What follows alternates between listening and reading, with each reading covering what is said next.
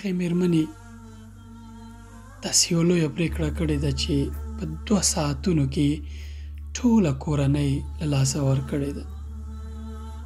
دومره سختي یې ګاللې ده، دومره سختي، دومره قوي او مهمه پرېکړه یې کړې ده چې 2 ساعتونو کې ټوله کورنۍ له لاسه ورکړې. خو د څه لپاره؟ په کوم قیمت یې دغه پرېکړه کړې او د چا لپاره؟ راځئ دا ویډیو یې راسره وګورئ، ډېره جالبه ده. والله دې ته په کتو باندې انسان پوهېږي چې موږ څومره بې پروا یو. زموږ پام څه شي ته دی، موږ په ژوند کې څه راخیستي، څه راته مهم شوي او څه مو له لاسه ورکړي. راځئ د دې خور ژوند راسره په ګډه وګورئ، ایمان به مو پرې تازه شي. دا هنیه نومیږي، د برطانیې په برمنګم کې رالویه شوې ده. وایي ډېره غرب ځپلې شوې وه، ډېره ازادي یې لرله، هر څه یې لرل. بالاخره د پوهنتون کې د یوې همصنفۍ او ملګرې سره اشنا شوې ده، ورو ورو اسلام ته لیوالتیا پیدا شوې ده. د پیس ټي وي یا د ذاکر نایک مشهوره ټلویزیون به یې کتو، د هغې برنامې به یې کتلې. ذاکر نایک ورسره حمزه یوسف او ځینې نورو علماو برنامې به یې کتلې، د اسلام په اړه یې مطالعه کړې وه. خو وایي تر ټولو غټ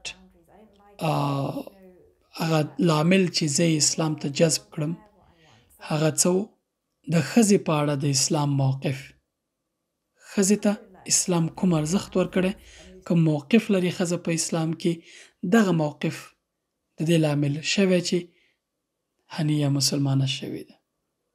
دغه مسلماني هنیې ته په کوم قیمت باندې پرېوتې ده، د دې ویډیو په لړ کې به وګورو. وایي کله چې ما خپله کورنۍ خبر کړه چې ډېر راباندې ګران هم دي، خپله کورنۍ راباندې ډېره ګرانه ده، کله چې مې دوی خبر کړل چې زه مسلمانه شوې یم، زما نه وایي مخ واړوه.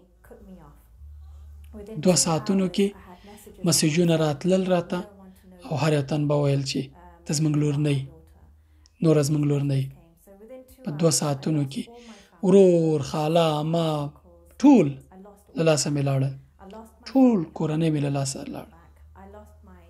ښار نه یم پسې پرېښودم، ځکه چې ښار ته بېرته وتلم هېڅ پښیمانه نه یم، ځکه الله پاک تر ټولو حکیم دی.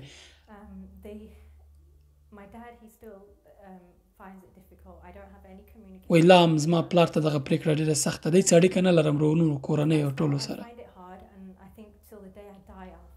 تر هغې ورځې چې زه مرم وایي دا به راته سخته پرېکړه وي.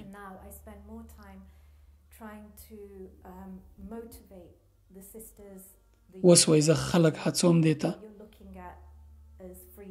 خویندې ورونه، چې هغوی ته ازادي ورښیم چې ازادي څه معنی، چې اسلام تاسو ته د دغې جواب درکوي ولې زه مسلمان یم. او دا سوال همیشه زه له ځانه کوم. وایي 2 کاله مخکې وایي ډېره ماته شومه، زه پوښتنه راته پیدا وه چې زه د چا دپاره مسلمان یم، ولې مسلمان یم، د چا لپاره. وایي زه دغه خلکو پوښتنې ښه درک کوم چې مسلمانان نه دي، او زما نه وکړي څوک پوښتنه وکړي چې ولې مسلمان یې، دا پوښتنه زما نه وشي، زه به یو جواب ورکوم، زه الله پاک ته اړتیا لرم، الله غواړم فقط، بس الله.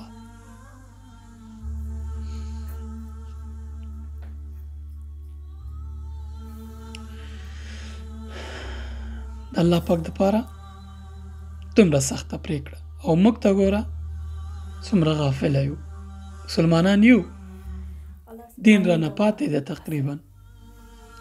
دې خور ته ګوره د الله پاک دپاره چې سیکه وه ټوله کورنۍ له لاسه ورکړه، قوم، خیش، خپل خپلوان ټول ترې لاړل، یوازې پاتې شوه.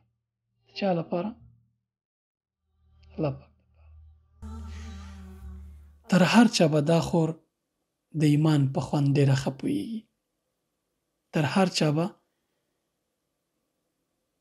سکون او آرامش ډېر لري. رسول الله صلی الله علیه وسلم فرمایلي 3 من کن فیه وجد حلاوة الایمان. 3 خویونه چې په چا کې وموندل شو هغه د ایمان په خوند پوهېږي.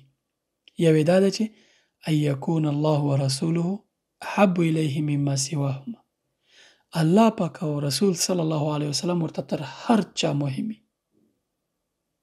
تر هر چا، لکه هنیه چې سبحان الله. اوس څه وایي؟ یو جالبه پیغام وایي. Allah subhanahu wa ta'ala is the one that we need. اوس واورئ چې څه وایي. وایي چې الله سبحانه وتعالی هغه څوک دی چې موږ ورته اړتیا لرو، موږ په ژوند کې ورته ضرورت لرو. خو وایي اوس زه ګورم چې الله پاک زما ملاتړ کوونکی، زما ولی، زما دوست، زما ملاتړ کوونکی دی. That my dad, he's not here for that. چې مور او پلار مې نشته، پلار مې نشته چې زما ملاتړ وکړي، زما ولی شي. الله خو شته کنه. سبحان الله، څومره غټ فکر، څومره غټ زړه. And you know the sukoon that comes from هغه سکون چې وایي زه له سجدې ترلاسه کوم. We need Allah. زه الله غواړم، موږ الله ته ضرورت لرو. If you have Allah, you'll be چې هغه یې ته به قوي یې. It doesn't matter what comes your way, if you have Allah. که الله در سره وي ته به بله ورځ هم راجېږي، او هر څومره سخت امتحان چې در باندې راځي الحمدلله وایه. ځکه رسول الله صلی الله علیه وسلم موږ ته ویلي دي چې په جنت ته په تمه اوسئ، جنت ته وغواړئ. سبحان الله. اوس د فهد الکندري دغه تکړه عالم چې همیشه دغه د هغه کسانو کیسې یا داستانونه ویډیو بڼه باندې خپروي چې نوي مسلمانان شوي، د ده اوس تاثر وګورئ دی څومره متاثره شوی دی له دې خو. نو څه وایي، پیغام یې موږ ته څه دی؟ دا په غور واورئ، لطفا یې واورئ.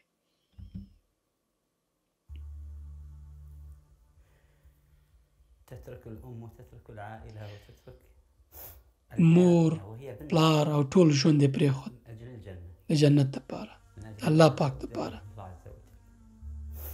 والله وهي تتكلم داسې خبرې کوي وایي لکه دا آیت چې همدا اوس نازل شوی: افمن شرح الله صدره للاسلام فهو على نور من ربه.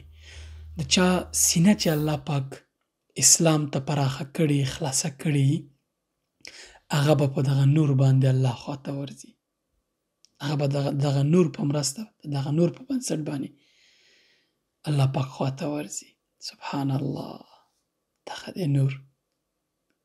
الله پاک دا انسانان الله پاک ته څومره نږدې دي چې الله پاک ورته هدایت کوي او دومره اطمینان یې په زړه کې اچوي، ټولې کورنۍ په بدل کې الله پاک او د هغه رسول صلی الله علیه وسلم انتخابوي. او موږ او تاسو میراثي مسلمانان څومره بې پروا یو د خپل دین په اړه، څومره ترې لرې یو،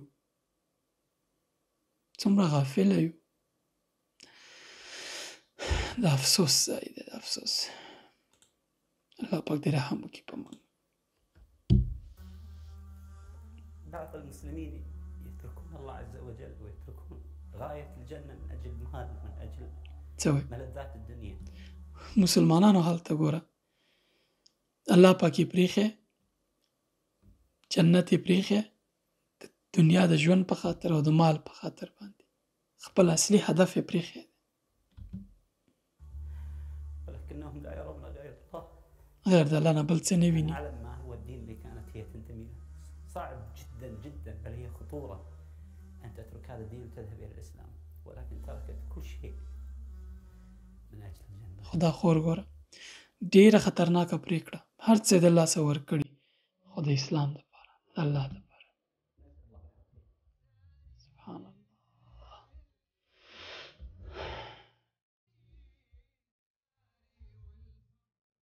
الله پاک دې رحم وکړي زموږ او ستاسې په